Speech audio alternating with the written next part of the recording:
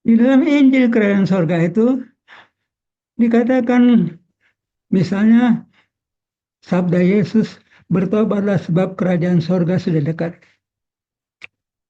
Itu benar kerajaan sorga sudah dekat. Tetapi yang tidak terlihat dan belum disadari bahwa kerajaan sorga itu hadir pada tiga kawasan. Kawasan pertama adalah di lingkungan rumah Bapa. Kita namakan saja itu kerajaan spiritual nomor satu. Kerajaan kedua adalah di lingkungan bumi ini, diciptakan oleh Yesus Kristus. Kita sebut saja sebagai kerajaan spiritual nomor dua. Dan yang ketiga adalah kerajaan spiritual nomor tiga. Kerajaan itu hadir di dalam pribadi saudara dan saya. Di dalam pribadi anak manusia. Jadi sama saja. Karena di dalam pribadi kita masing-masing, orang lain tidak melihatnya. Jadi tetap saja itu spiritual sifat-sifatnya.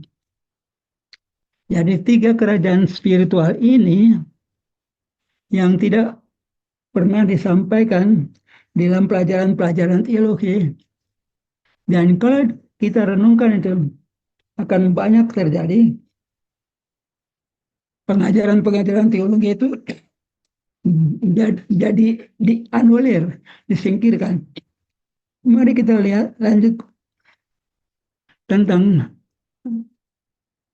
next. Kita kembali kepada pikiran manusia dari berbagai agama. Impian ke sorga oleh setiap manusia, termasuk oleh orang Kristen atau pengikut Yesus, mau ke sorga sesudah meninggal dunia. Ingin ke sorga setelah meninggal dunia. Jadi maunya itu meninggal dunia, lalu nanti tersadar atau terbangun sudah di sorga. Itu satu lompatan yang jauh sekali. Dari bumi meloncat ke sorga, ke alam roh. Jadi di situ terjadi kekosongan pengajaran. Dan di dalam pengajaran yang akan kita simak malam hari ini, kekosongan itu ditutupi sehingga langkah-langkah maju ke arah kerajaan kekal itu menjadi utuh lengkap, tidak ada kekosongan. Selaku pengikut Yesus, saya segera memeriksa yang katanya janji Tuhan itu pada penghakiman terakhir, apa diperoleh umat Yesus pada hari penghakiman terakhir itu. Saya tahu urusan penghakiman terakhir dicatat di dalam kitab Injil Matius pada Matius pasal 25 ayat 31 sampai 46. Dan mereka yang beruntung benar-benar beroleh surga, tanda tanya. Mari saja kita baca. Matius 25, 34. Dan raja itu akan berkata kepada mereka yang di sebelah kanannya, mari hai kamu yang diberkati oleh Bapakku, terimalah kerajaan yang telah disediakan bagimu sejak dunia dijadikan. Terimalah kerajaan, bukan surga. Surga itu impian semua insan dari beragam agama. Tapi pemberitahuan Injil, terimalah kerajaan yang telah disediakan bagimu. Yang dikaruniakan di penghakiman terakhir adalah kerajaan, bukan surga. Kerajaannya ada di alam roh, tidak kasat mata. Apa hubungannya surga dengan kerajaan?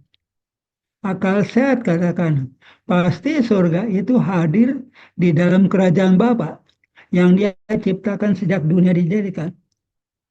Baiklah, surga yang di dalam kerajaan Bapa, di dalam alam roh. Boleh juga itu.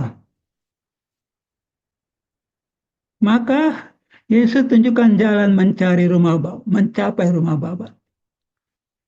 Supaya jangan ada kekosongan jarak. Yohanes 14 ayat 2. Di rumah Bapakku banyak tempat tinggal. Jika tidak demikian tentu aku mengatakannya kepadamu. Sebab aku pergi ke situ untuk menyediakan tempat bagimu. Dan apabila aku telah pergi ke situ dan telah menyediakan tempat bagimu, aku akan datang kembali the second coming, kedatangan kembali kedua kali, dan membawa kamu ke tempatku, supaya di tempat di mana aku berada, kamu pun berada. Dan kemana aku pergi, kamu tahu jalan ke situ. Thomas menyanggah, kami nggak tahu Tuhan jalan ke situ. Terpaksa Yesus tegaskan lagi. Kata Yesus kepada Thomas, akulah jalan dan kebenaran dan hidup. Tidak ada seorang pun yang datang kepada Bapa kalau tidak melalui aku. Yesus mengaku dia adalah jalan, bahkan satu-satunya jalan. Tidak ada seorang pun yang datang kepada Bapa kalau tidak melalui Yesus Kristus. Masalahnya kini manusia bumi kita ini fisik mau mencapai rumah Bapa di alam roh. Bagaimana kita fisik bisa mencapai alam roh? Bagaimana langkah-langkahnya? Tidak seperti yang diajarkan dalam agama. Hari ini mati, entah berapa tahun, berapa ratus tahun, tahu-tahu bangun, sudah di alam roh. Itulah kekosongan pengajaran yang tidak terdapat di dalam agama Kristen. Lalu kita simak sabda Yesus.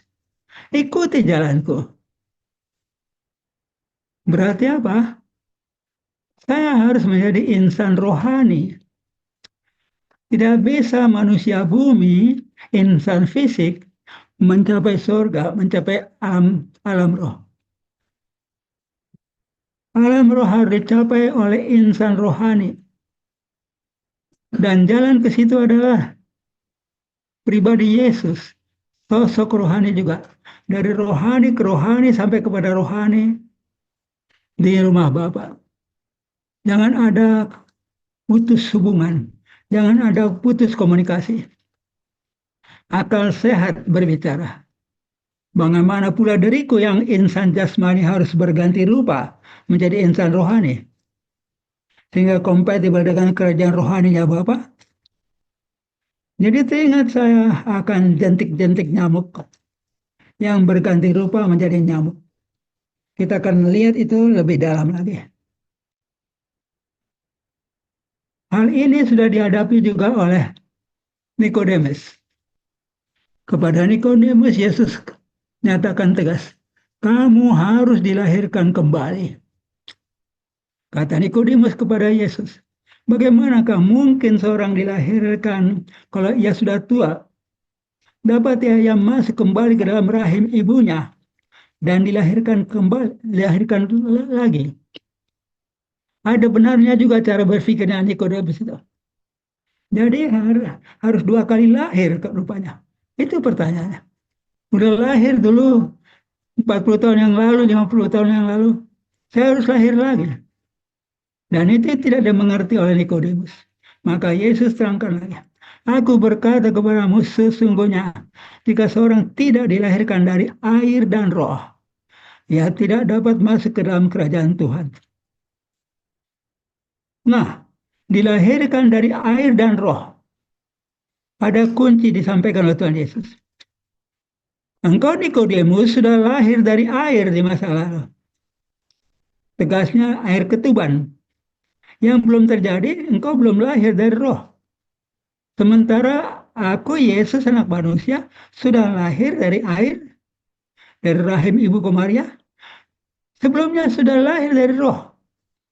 Jadi harus dua kali dilahirkan. Baru bisa melihat kerajaan Tuhan. Dilanjutkan oleh Yesus. Apa yang dilahirkan dari daging adalah daging. Dan apa yang dilahirkan dari roh adalah roh. Jadi tolong dicamkan saudara-saudara. Kita harus dilahirkan dua kali. Dari rahim ibu sudah di masa lalu. Sekali lagi dilahirkan oleh roh. Jadi teringat saya akan jentik-jentik nyamuk. Nyamuk itu juga lahir dua kali loh. Pertama kali ada telur nyamuk. Semasa saya SMA, saya pernah ambil dari selokan segugusan telur nyamuk. ngambang-ngambang di selokan. Saya taruh di dalam gelas berisi air, jadi gampang saya mengamatinya. Pada waktunya telur itu menetas. Apakah ya waktu itu menetas? Apakah keluar nyamuk? Tidak, saudara. Yang keluar adalah jentik-jentik saja. Saya tunggu, saya amati lagi beberapa hari. Mungkin ada 10 hari. Jentik-jentik itu makin lama makin besar. Pada hari terakhir, jentik-jentik itu ngambang di permukaan air. Pada hari selanjutnya, saya melihat dari jentik yang ngambang di perbatasan air dan udara itu, keluar sesosok nyamuk. Menginjak kelongsong jentik-jentik itu. Menginjak itu, dia berdiri di situ beberapa menit, belum bisa terbang, karena sayapnya masih basah. Sesudah sayapnya kering, dia bisa terbang. Jadi nyamuk itu lahir 2 kali. Satu kali dalam bentuk telur, pecah telur itu, lahir jadi jentik-jentik.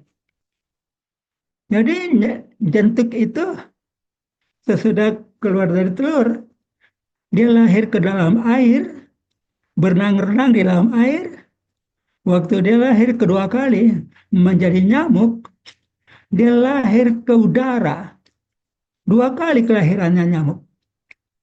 Rupanya cara Tuhan menyampaikan kepada Nikodemus harus kita pikirkan secara nyamuk.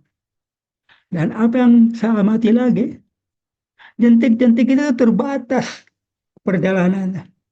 Dia hanya hidup di dalam satu gelas air. Mondar-mandir, bolak-balik, tenggelam, ngambang, dan hanya di dalam gelas. Tidak bisa keluar. Sesudah dia jadi nyamuk, sayapnya sudah bagus, dia bisa lahir ke udara, dia bisa terbang berpuluh-puluh meter. Itulah gambaran juga roh manusia.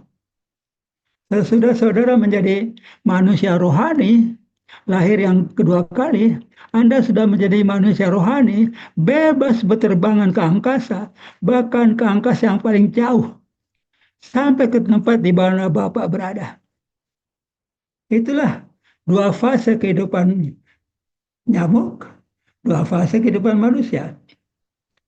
Saudara pasti pernah dilahirkan dari air ketuban.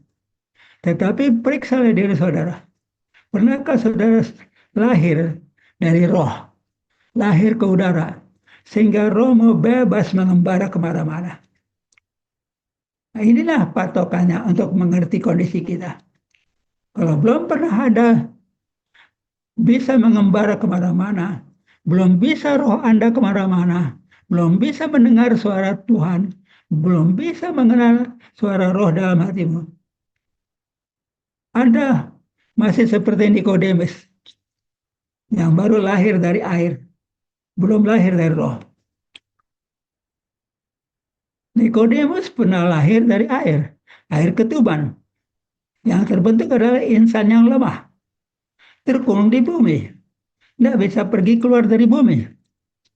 Tetapi kalau sempat dia lahir dari Roh Kudus, jadilah dia insan rohani, lahir ke alam roh, bahkan ke rumah Bapa pada waktunya. Itulah pengajaran Tuhan Yesus yang sedikit misteri, di samping juga misteri yang sebelumnya, bahwa ada 3 kerajaan pada 3 kawasan. Ada 3 kerajaan pada 3 kawasan, dan ketiga kerajaan itu secara bersama-sama disebut sebagai kerajaan surga. Jadi waktu Yesus katakan bertobatlah sebab kerajaan surga sudah dekat, itu bukan sekedar perintah untuk bertobat. Itu perintah untuk bertobat dan maju sampai kepada kelahiran oleh roh. Semoga saudara mencamkan urusan itu dan memeriksa pribadi saudara. Kalau belum lahir dari roh, silahkan maju lagi. Dan kerajaan spiritual nomor 3 harus hadir di dalam dirimu. Bagaimana hadirnya? Harus prakarsa dari kita manusia. Karena kita dilahirkan sebagai manusia, tentu diharapkan memiliki juga budi pekerti. Jadi harus punya hikmat juga. Tetapi mereka yang bertahan saja, tidak mau maju secara rohani, maka mereka sedang bertahan dalam status hewan itu, yang tidak maju-maju, yang tidak mengenal Tuhannya, yang tidak mengenal moralitas, yang tidak mengenal dosa, kebenaran, dan penghakiman. Ada ngerti maksudnya? Saya katakan tidak mengenal dosa, kebenaran, dan penghakiman. Itulah peranan Roh Kudus. Pada Yohanes 16 ayat 8 disebutkan, pada waktu Roh Kudus datang, ia akan mengencapkan manusia akan dosa, kebenaran, dan penghakiman. Dan orang-orang yang mati rohani tidak peduli akan dosa, tidak peduli akan kebenaran, tidak perlu juga akan surga. Lihatlah saudara di sekitar kita. 99% manusia bahkan lebih adalah orang-orang yang mati rohani. Tidak peduli akan dosa, tidak peduli akan kebenaran, tidak peduli akan penghakiman. Jadi saudara yang mau maju, pelajarilah kebenaran Roh Kudus itu, dan Roh Kudus akan menuntun selanjutnya. Dan penting sekali, prakarsa harus ada di dalam diri kita. Karena kita sudah dilahirkan sebagai manusia dan diberi akal budi dan bahkan diberikan hak asasi manusia, HAM. Maka selaku makhluk yang mengerti HAM, Anda harus bersikap dewasa, harus pegang hak asasi. Dan yang bersikap dewasa, dia akan mampu berprakarsa. Sifatnya akan aktif mencari kebenaran, mengenali penghakiman, dan menghindarinya. Dan selaku orang yang punya HAM, nasibmu ada di tanganmu, bukan di tangan orang lain. Dan peranan Roh Kudus apa? Roh Kudus sekedar memandu saja, memandu kita manusia, tidak mendikte. Sebab Roh Kudus itu tidak punya fungsi untuk memerintah atau mendikte. Tadi sudah saya singgung 3 fungsi itu utama. Roh Kudus menginsafkan manusia akan dosa, kebenaran, dan penghakiman. Jadi tidak ada punya hak memerintah. Seperti dimiliki oleh Bapa Surgawi, seperti dimiliki oleh Yesus Kristus Raja. Mereka berdua punya hak memerintah. Peranannya benar-benar sebagai Raja. Jadi siapa Roh Kudus? Boleh Anda pandang dia sebagai penasehat kerajaan spiritual itu. Kenapa? Peranan Roh Kudus itu ada pada 3 kawasan itu. Bukan hanya pada kawasan bumi. Peranan Roh Kudus ada pada 3 kawasan. Di kawasan alam roh bersama dengan Bapa, di kawasan bumi bersama dengan Kristus, dan di dalam hatimu bersama dengan rohmu yang sudah mati. Roh yang sudah mati karena hanya lahir dari ketuban, didampingi oleh Roh Kudus, maka menjadi roh yang hidup. Itulah kerjaan roh spiritual yang dapat dibangun di dalam pribadi kita masing-masing. Maka saudara, untuk membentuk kerajaan rohani di dalam batin kita masing-masing, bekerja samalah secara dewasa dengan Roh Kudus. Dengar suaranya. Jangan saudara padamkan Roh Kudus itu dengan sikap yang tidak peduli. Dia adalah penasehat. Maka seringkali kita dinasihati. Kalau kita tidak peduli, maka nasihatnya akan berhenti. Dan ingat baik-baik, Roh Kudus bisa juga berbicara. Bukan urusan dewasa, bukan urusan sudah tua. Dia berbicara ke dalam batin manusia yang sudah diberi akal budi. Sehingga pada masa kanak-kanak pun saudara bisa mendengarkan nasihatnya. Saya sangat beruntung mendapatkan nasihat Roh Kudus dari sejak zaman sekolah. Ada waktunya kelas 5 SD, kelas 6 SD, setiap siang pulang sekolah, tengah hari panas-panas, saya berjalan kaki 3,5 kilometer dari sekolah ke rumah. Begitu tidak tiba di rumah, hari sudah jam 2, hausnya setengah mati jalan itu. Begitu sampai di rumah, datang ke meja makan, ambil gelas, tuangkan air dari ceret, langsung minum. Glek, glek, glek, glek. Berulang-ulang tiap hari begitu. Pulang sekolah, haus, minum. Pulang sekolah, haus, minum. Apakah Anda lihat? Apakah Anda lihat kelakuan itu sudah seperti hewan? Pada saat itu, suara roh berbicara dalam diri saya. Iya ya, kok saya seperti hewan aja. Pulang sekolah, tuang air ke gelas, minum. Saya disadarkan, diinsafkan oleh Roh Kudus itu. Sifat kamu tidak benar. Jadilah manusia yang punya akal. Saya tanggapi itu. Mulai keesokan harinya, saya berbicara kepada diri saya sendiri. Posma, sebentar lagi sampai di rumah ya. Jangan bertingkah laku sebagai hewan. Kamu boleh, kamu boleh menuangkan air ke dalam gelas. Tapi meminumnya itu enggak 50 hitungan. Saya disadarkan bahwa saya tidak boleh bertingkah laku sebagai hewan. Harus sebagai manusia yang punya akal budi dan punya hak asasi. Maka saya lakukan. Saya tuang air minum itu saya tuang ke dalam gelas. Lalu saya hitung sampai 50 hitungan. Sampai saya pandangi gelas-gelas. Berulang itu saya lakukan. Semasa saya masih SD. Begitu caranya Roh Kudus menjamah diri saya. Dan saya perhatikan, saya tidak bandal. Saya taat itu.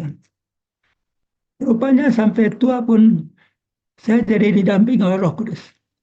Walaupun belum masuk ke dalam pertobatan, tapi Roh Kudus mampu berbicara ke dalam diri kita masing-masing. Yang terpenting adalah jangan kecewakan dia. Itu satu kasus. Kasus yang kedua, bagaimana saya diajar oleh Roh Kudus. Di rumah kami, di dekat rumah ada lapangan sepak bola. Lapangan sepak bola itu lahan miliknya orang tua. Tetapi saya punya kewajiban setiap siang pulang sekolah mandi yang cukup besar. Pakai pompa tangan, bukan pakai pompa listrik. Pakai pompa kodok. Jadi saya mulai memompa selesai makan siang. Saya udah tahu, saya udah pernah hitung 400 kali pompa, bak itu penuh. Berarti saya harus 400 kali pompa. Baru 8 kali pompa, 80 kali pompa maksudnya. Sudah terdengar rame-rame di luar rumah. Anak-anak main bola. Pada zaman itu bolanya bola kemplung. Namanya bola kemplung, memang ribut kemplungannya. Jadi sangat menggoda. Nah, saya bicara kepada diri saya. Oke, Posma, kau suka main bola. Tapi tertiblah. Aku izinkan kau main bola. Tapi kau pompa dulu separuhnya. 200 pompa. Jangan beranjak kakimu. Sampai 200 kali pompa, baru kau boleh pergi. Sampai 200 kali. Seperti terbang saya menuju lapangan itu, main bola. Saudara yang saya kasihi, Roh Kudus mampu berbicara ke dalam setiap hati manusia. Bahkan hati manusia yang belum mengenal Tuhan. Bahkan hati manusia yang belum bertobat. Tetapi, kalau dia sudah berbicara ulang-ulang, lalu saudara mengabaikan, maka suara itu padam. Dengan kecewa, roh itu katakan, percuma saja saya ingatkan kawan ini. Percuma saja dia tidak mau bekerja sama dengan saya. Itulah kuncinya untuk memperoleh kerjasama dengan Roh Kudus, saudara. Saya diajar sejak masa kanak-kanak. Dua kasus, nanti kasus yang ketiga. Saya masuk sekolah di Bandung. Masuk ke ITB, 1 tahun di Bandung, tinggalkan rumah tangga, orang tua. Suara itu bicara lagi. Minggu depan ada acara Natal. GMKI merayakan Natal. Pasti pakai minuman enak. Pasti makan kue-kue enak. Hei Posma, kamu mau begitu terus 9 tahun? Perang Natal, makan kue, makan enak, minum enak, nyanyi-nyanyi. Mau begitu terus? Coba kamu isi perayaan Natal itu dengan sesuatu yang berguna. Sesuatu hal yang mendekatkan diri kepada Tuhan Yesus. Disadarkan saya. Kalau mau mendekat kepada Tuhan Yesus, harus kecilkan badanmu. Kalau kalau kalau badan itu terus besar, terus gendut, terus makmur, nggak akan kau dekat kepada Tuhan Yesus. Itu maksudnya orang dia suruh berpuasa. Dalam keadaan berpuasa, lapar, lemas, mau bertengkar pun udah malas. Jangankan berkelahi. Jadi saya sudah nikmati puasa itu sejak umur 20 tahun. Suara itu membimbing saya. Natal kali ini coba kamu isi dengan pekerjaan rohani yang sifatnya menumbuh kembangkan rohmu. Jangan misalnya hanya menumbuh kembangkan fisikmu dan ototmu. Hari Natal itu saya benar-benar berpuasa. Saya lihat teman-teman enak-enak makan kue, minum enak-enak. Saya diam saja. Dan saya bersuka cita karena boleh lolos dalam ujian itu. Saudara-saudara yang saya kasih, saya sudah jawab melalui pengalaman saya. Saudara harus mendekat kepada Roh Kudus. Sengaja mendekat kepada Roh Kudus. Dan hargai setiap kali dia sampaikan nasihat. Maka kalau sudah mau sukses menciptakan kerjaan spiritual nomor 3, kerajaan spiritual nomor 3 yang di bawah ini, Anda bisa baca nomor 3. Itu bisa dimulai dari prakarsanya anak manusia. Roh Kudus memandu dengan sukacita. Jadi kalau saudara-saudara mau maju di dalam penelusuran kerajaan demi kerajaan untuk mencapai hadirat Bapa, Anda harus ikuti tangga-tangga yang digambarkan itu. Mulai dari kerajaan nomor 3 di bawah, prakarsa anak manusia, Anda meningkat menjadi kerajaan yang Kristus, nomor 2, meningkat lagi kepada nomor 1 pada waktunya. Itulah caranya kita mendekat kepada Bapa Surgawi secara bersinambung. Beda dengan pengajaran teologi. Kamu mati besok, nanti tahu-tahu sudah sidang pengadilan. Dari mana jentrukannya? Dari mana sambungannya? Jadi dengan gambaran ini saudara melihat penulusan kita dari berprakarsa membangun kerajaan Tuhan di dalam dirimu, maju 1 langkah menjadi mengikuti kerajaan Kristus di bumi ini, dan kelak itu akan digabungkan dengan kerajaan Bapa, dan Anda akan berhasil Pada hari penghakiman itu, Anda berhasil memperoleh berkat di zaman akhir itu dengan sukacita, secara bersinambung. Saudara yang saya kasih,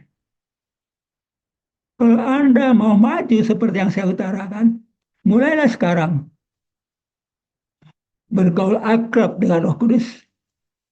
Mulai sekarang bergaul akrab dengan Roh Kudus, dan sambil mempersiapkannya, Anda perlu menampilkan keperkasaan rohani. Dan di dalam keperkasaan itu, kalau Anda sudah minta keperkasaan itu kepada Tuhan, Anda akan mampu menaklukkan keakuan, egoisme akan engkau taklukkan. Seperti contoh yang saya katakan, Posma, jangan kau seperti hewan.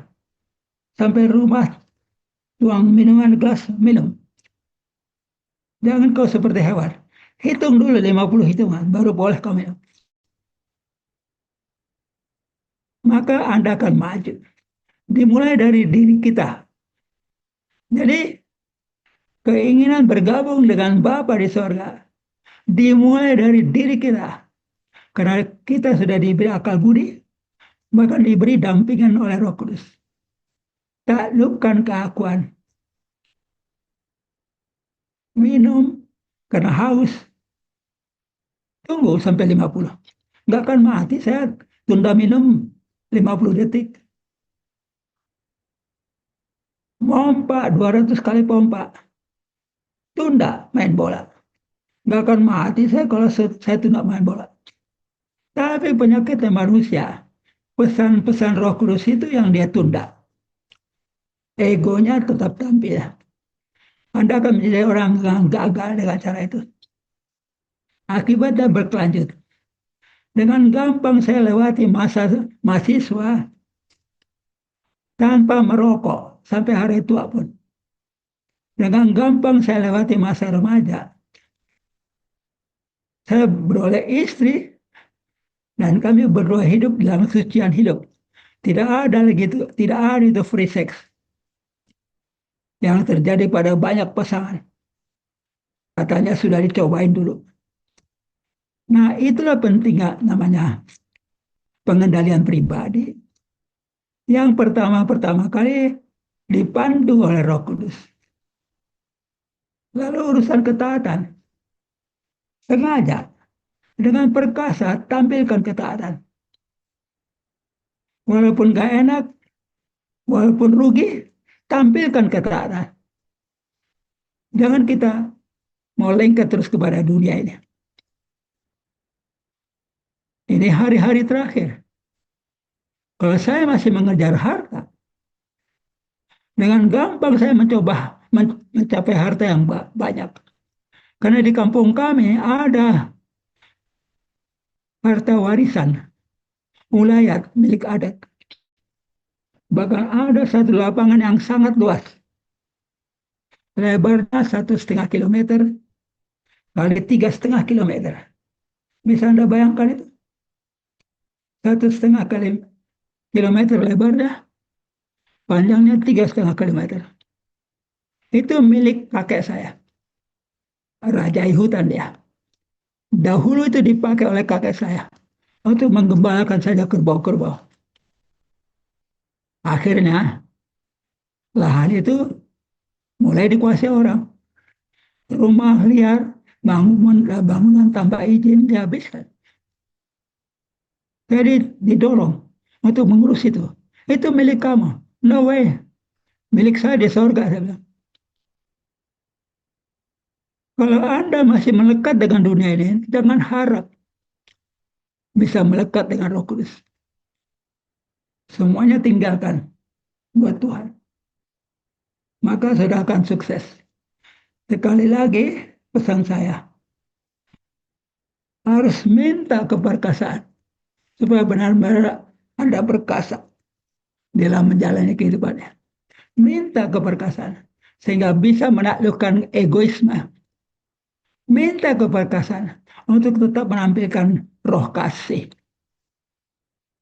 Ada harinya Saya naik sedan di tengah pasar. Dari kiri datang bajai tua. Nggak tahu mungkin nggak ada remnya. Dihajar pintu kiri saya. Anda boleh bayangkan betapa marahnya. Tapi kalau kita sudah biasa mengendalikan diri, oh saya harus tampilkan roh kasih. Kenapa Bang Bajai? Kamu belum makan ya? Udahlah, pergi aja kamu. Nggak usah perkara. Saya suka cita. Setiap kali menampilkan kasih itu, saya pergi. Pintu penyok, bisa diperbaiki. Tapi kalau saya tidak tampilkan kasih, diri saya yang penyok. Dan diri saya jauh lebih berharga daripada mobil yang saya kendarai. Ingat baik-baik, saudara. Dirimu lebih berharga dari semua harta itu. Dari situlah jalannya. Saya terbiasa hidup dalam kendali Roh Kudus. Dari situ jalannya. Karena saya biasa punya ketaatan yang lengkap. Kepada saya dipercayakan misteri kerajaan sorga yang buat banyak ahli teologi tidak bisa dimengertinya. Layar ini sekarang menampilkan misteri kerajaan surga. Nah, layar ini menampilkan misteri kerajaan surga. Dan hampir semua hamba Tuhan akan mengatakan, Injil kerajaan surga. Ya, kerajaan surga satu. Tapi saudara dengar sekarang dari saya. Kerajaan surga itu satu. Tetapi hadir di 3 kawasan sekaligus. Di kawasan alam roh, di kawasan bumi ini, dan di dalam diri saudara saya.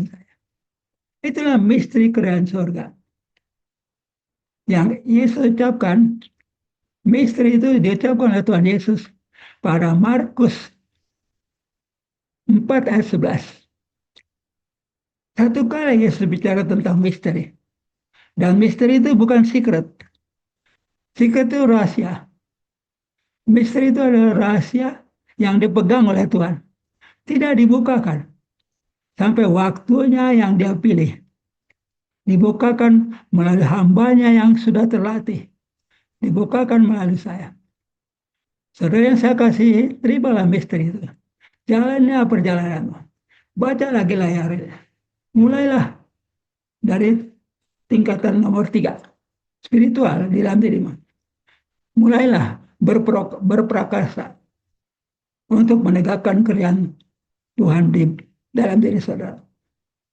Kenapa kalau saudara sukses membangun kerjaan spiritual nomor 3, secara otomatis saudara memasuki kerajaan spiritual nomor 2.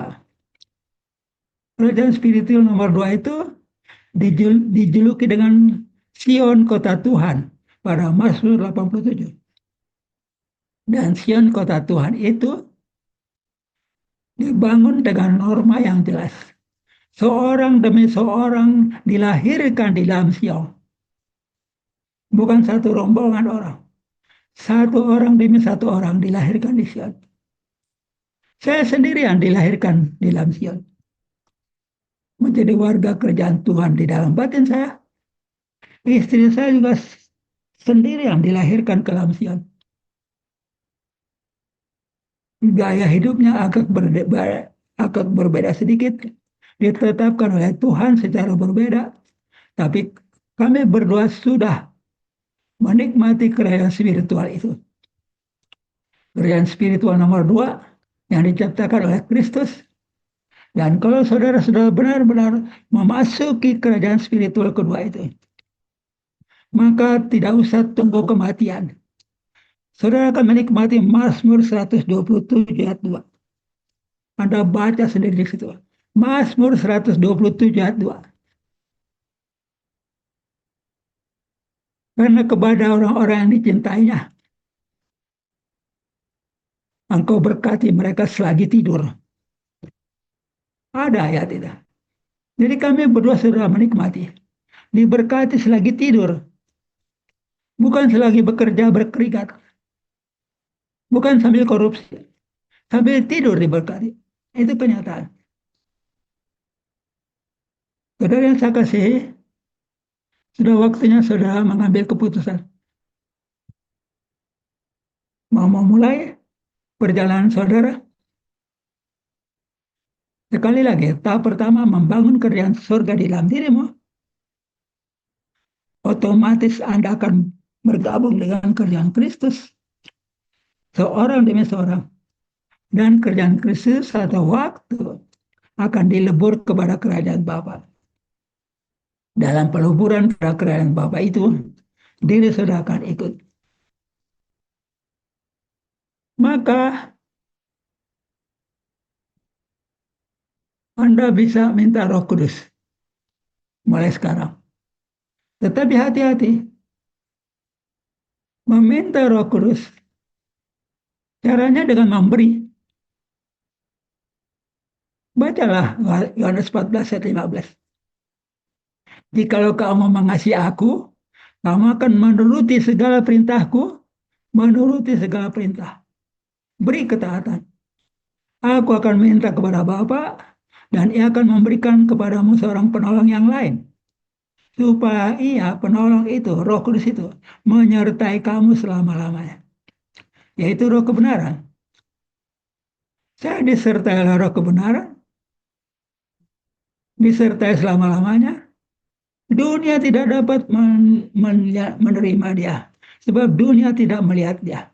Jadi banyak sekali rekan-rekan saya, kaum Injili, yang menganggap si Posma ini hanya so tahu aja.